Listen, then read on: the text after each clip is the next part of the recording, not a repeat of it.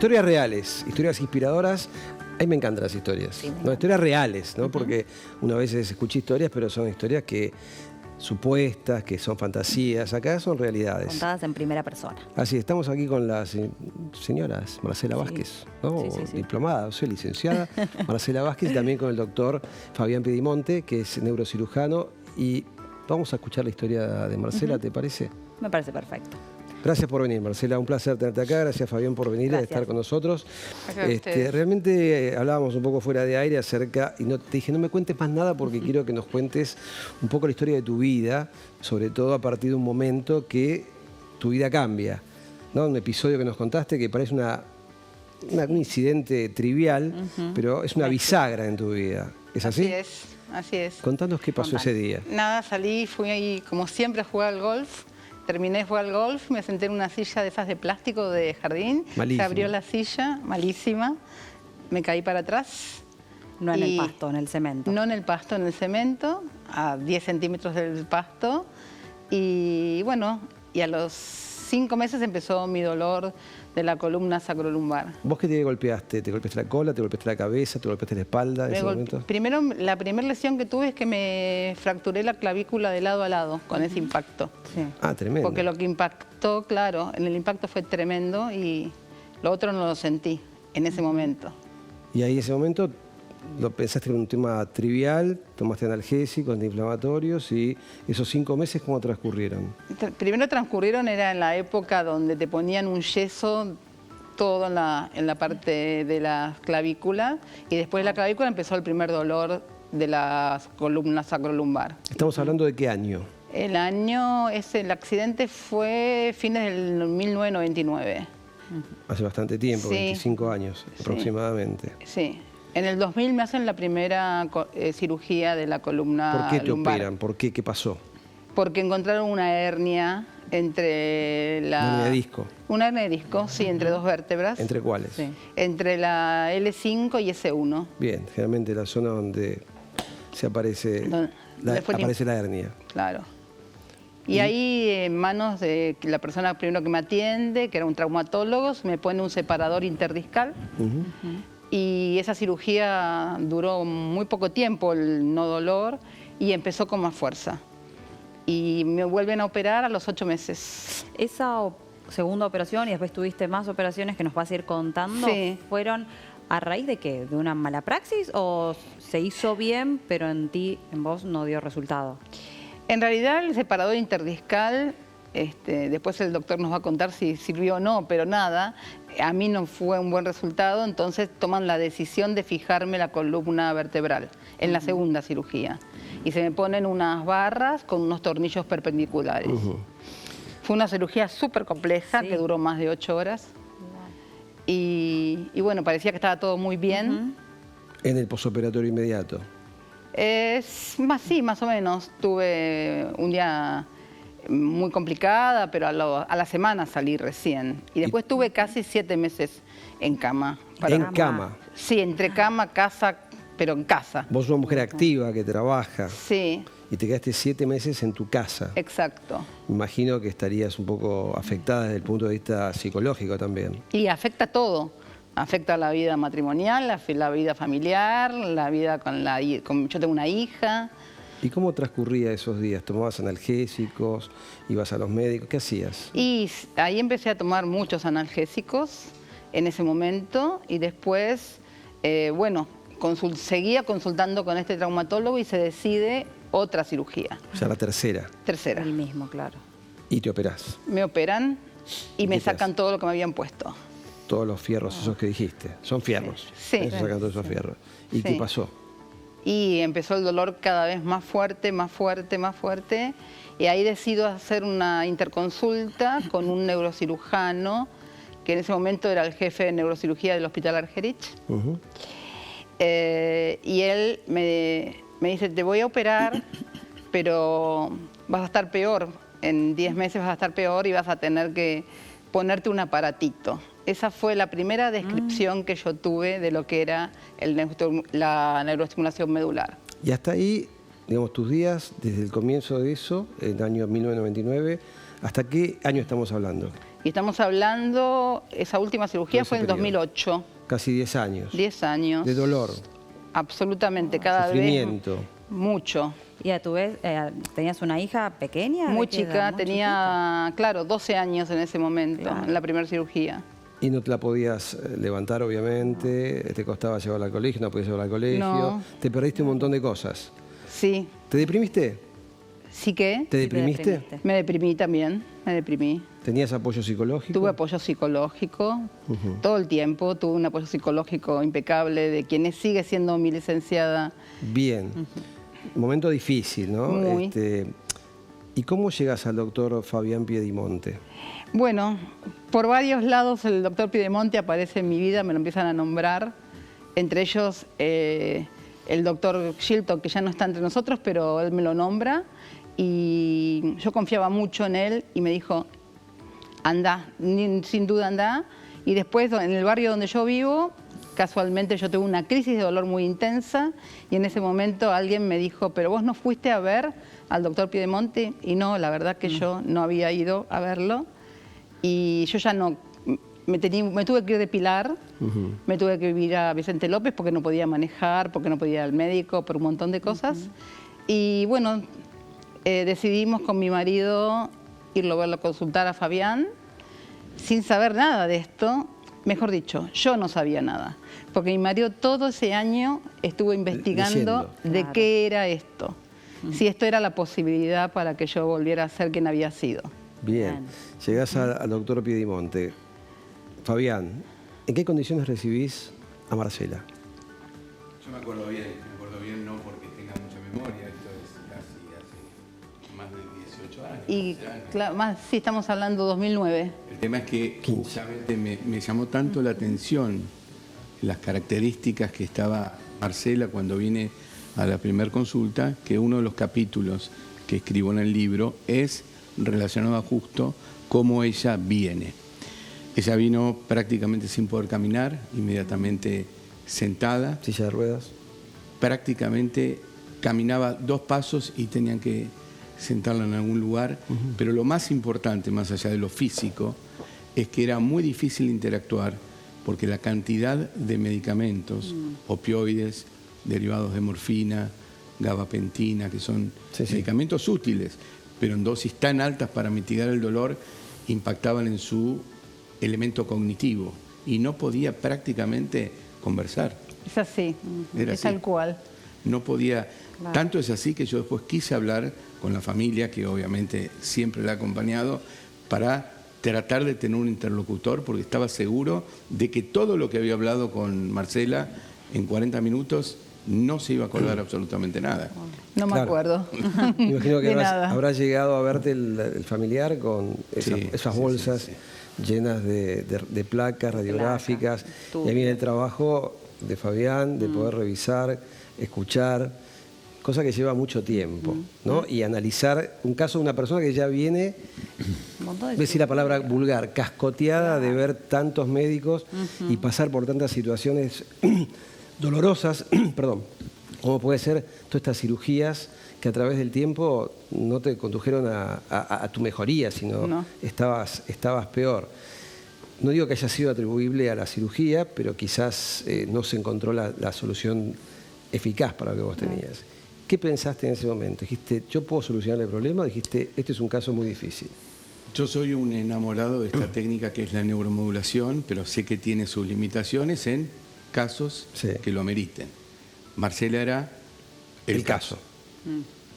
Paciente con dolor de columna, con irradiación a ambos miembros inferiores, con múltiples cirugías de columna lumbar.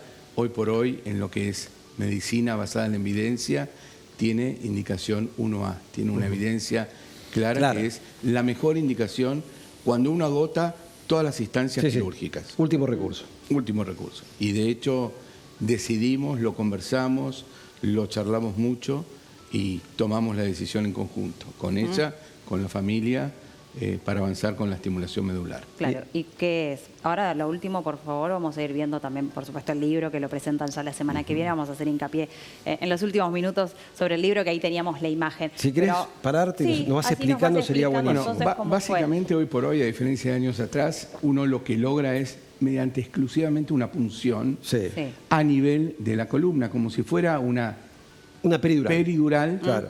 Introduce un elemento, ¿sí?, para disecar los tejidos, y a través de esa aguja uno introduce un electrodo, ¿sí?, que tiene varios contactos, que va a ir apoyado sobre lo que recubre a la médula espinal, que es la dura madre. Todos estos son los diferentes contactos. Ten en cuenta que cuando en los 80 yo empiezo con esto, los electrodos tenían 2 contactos y no podías modificar nada. En los 80. Sí. Hoy los dispositivos tienen 32 contactos independientes y se manejan a través de un marcapaso, como si fuera un marcapaso cardíaco, y externamente uno puede ir modificando la intensidad, la onda que le introduce, la cantidad de contactos para hacer un tratamiento específico en cada paciente en relación al tipo de dolor que tiene. Bien, me imagino que en este caso puntual, estos electrodos son específicamente diseñados para ella, esa modulación. No, lo que es diseñado para ella es el trabajo que hacemos después exactamente. Adaptárselo, claro, de a eso me refería. Tal cual, tal cual. ¿Y cómo es ese procedimiento? Bueno, ¿Te duele o no te duele? Es un procedimiento prueba y error. Antes de ver si le duele o no, es identificar si con la estimulación de los contactos adecuados percibe algo que se llama parestesia, que es como un hormigueo suavecito en el área del dolor. ¿Ella tenía buen control de esfínteres o tenía complicación? Sí. Tenía buen control de esfínteres, eso no, nunca por suerte no tuvo problema. Entonces, cuando uno se identifica cuáles son los contactos que están sobre el área de la médula, que justamente está relacionada con su dolor, ahí hacemos diferentes combinaciones, con intensidades, etcétera, etcétera, y vamos viendo cómo evoluciona. Entonces siempre tiene que estar despierta y no sedada. Es despierta. Claro. Despierta en eso que se hace después del procedimiento. En el procedimiento el paciente está sedado.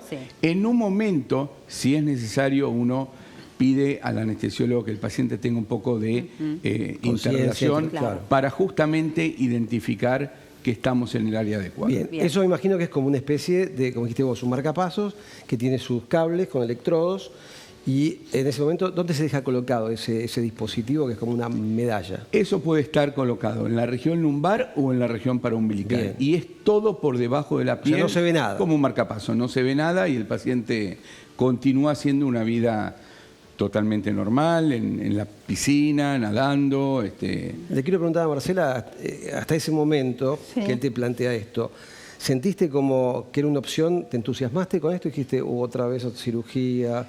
No tengo mucha confianza en esto. ¿Qué pensaste? No, en ese momento me acuerdo perfecto ese día que Fabián me dice, vas a tener el 50% menos de dolor, y yo compraba el 5%. Claro. Con lo cual sabía que era la única opción que tenía. Nos miramos con mi marido y me dijo, lo hacemos. Y al mes estaba dentro del quirófano. ¿Este dispositivo tuvo cobertura de la prepaga, digamos, no importa cuál? Tuvo cobertura. Hoy en la Argentina, por suerte, a diferencia de otros países de la región, podemos decir que prácticamente ningún paciente tiene que acceder por sus propios medios. Hoy los financiadores de salud y lo público también lo... Año 2009, termina la cirugía. ¿Cómo se despierta ella? ¿Con dolor, sin dolor? ¿Hay que acomodar los electrodos? Eso es muy importante, porque obviamente esto genera un poco de molestia local por el procedimiento, etcétera, etcétera. Pero eso uno le avisa al paciente para que no sienta una frustración inmediata. Pero posteriormente, ante el inicio de la estimulación, el resultado es prácticamente inmediato. Pocas horas, pocos días. En algunos más, en algunos menos, hasta buscar la programación adecuada. Pero no es algo que uno tiene que esperar 2 meses, 3 meses. Es prácticamente... Sí. ¿Y cuándo lo programaste vos esto? ¿En qué momento? Una semana posterior a la colocación definitiva. ¿Ya se había ido de alta la paciente? Sí, ¿O estaba, sí, se había ido de alta y volvió? Sí, sí. ¿Estaba con dolor? Sí. No, no estaba con dolor. ¿Apenas te operó? Apenas me operó, esa misma noche ¿Había aflojado? me vino Fabián a ver para darme un analgésico y yo le dije, pero si no me duele. Parecía un milagro. A ver, pasaste, me imagino que la escala de dolor la tenés re clara, ¿no? El dolor intenso, número 10. Sí. De 10, ¿a cuánto bajaste? Y no sé, tenía 3. Ah, un montonazo. Un montonazo. ¿Y ahora? Y ahora no me acuerdo si hay dolor. ¡Ja! Ah, increíble. Impresionante. ¿En qué año dijeron entonces 2009. que fue? Hace 15 años 2009. ya. Ya hace 15 años Sí. que tenés una vida normal. Sí. ¿Y el tema del deporte? Bueno, porque mencionaste que esto fue un episodio, luego de jugar al golf, te sentaste en la silla de plástico y no quisiste ir nunca más a jugar al golf por este episodio, ¿o volviste? No, en realidad no fui a... Sí, alguna vez voy a algún tiro, pero no empecé a jugar al golf, pero camino todos los días. Tengo un profesor que hago actividad muscular los martes y los jueves. Hago una vida prácticamente normal. Sí. Bien, este dispositivo tiene una batería. Esa batería tiene una utilidad. ¿Qué tiempo de utilidad tiene esa batería? Ha cambiado en el transcurso de los años. Antes era poco, 4 o 5 años. Ahora hay dispositivos que son recargables. Es decir, que el paciente puede, con un aparatito muy pequeño, 1 o 2 veces a la semana, cargarlo y tener sobrevida de 15, 20, 25 años, dependiendo del equipo. ¿Y el de Marcela es esa generación de dispositivos? El último, ¿recargable? Sí. El último. Ah, pues ya se lo cambiaste Claro, una vez. ella tuvo el primer dispositivo no recargable. Claro. Hubo que Cambiarlo cambiarle a los y 4 o 5 años. por la buena resultado que había tenido, le colocamos uno recargable. ¿Se cambia solamente el dispositivo o también se cambian los cables, por así decirlo, que se entienda? Cirugía de 15 minutos para sacar el generador y volver a colocarlo sin tener que tocar nada de los ¿Y cables. qué cuidados tiene que tener Marcela? O sea, esto, la gente se pregunta, vas a un aeropuerto, Claro. suena el microondas, lo puede descargar la resonancia magnética, todas estas cosas que suelen preguntar. Hoy todos los dispositivos son compatibles con resonancia. Lo único adecuado es que cuando uno se va a hacer una resonancia, tiene que ponerlo precisamente en modo resonancia. Claro. Lo mismo que cuando uno va a una cirugía donde se utiliza bisturí eléctrico, modo cirugía. Y después ningún... Se vuelve a activar sin ningún problema. Sin problema. Este tema de los microondas, los teléfonos celulares, ¿algo lo puede afectar este dispositivo? No.